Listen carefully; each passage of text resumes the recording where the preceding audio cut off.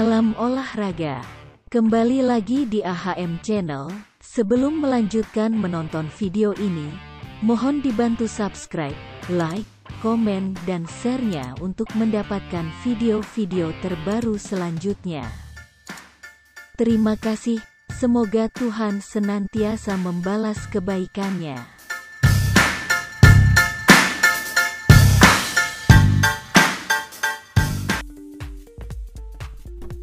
Tim Juku Eja PSM Makassar tengah mempersiapkan komposisi pemain lengkap untuk menghadapi putaran kedua BRI Liga 1 2022. Kendala yang dihadapi di awal musim coba diatasi manajemen PSM Makassar dengan melakukan perburuan pemain secara dini. Pelatih Bernardo Tavares sebelumnya pernah meminta kepada manajemen PSM Makassar untuk melakukan pendekatan kepada pemain calon rekrutan sebelum bursa transfer dibuka secara resmi.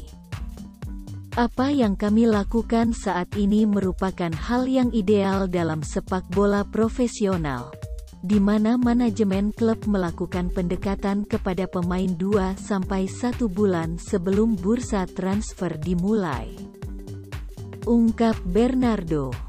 Ia melanjutkan, jika pendekatan dilakukan secara dini maka peluang untuk mendapatkan pemain buruan terbuka lebar. Kalaupun ada pemain menolak atau batal direkrut, pihak manajemen tetap punya waktu mencari alternatif lain. Formasi PSM Makassar di putaran kedua BRI Liga 1 2022 makin mengerikan jika para pemain rekrutan resmi bergabung. Sebut saja, Rizky Pelu, Marcelino Ferdinand, Gunansar Mandoen, dan Mamadou Diari. Selain itu ada pula, Adi Setiawan dan Alvin Tua Salomoni juga kabarnya akan merapat ke tim juara paruh musim ini PSM Makassar.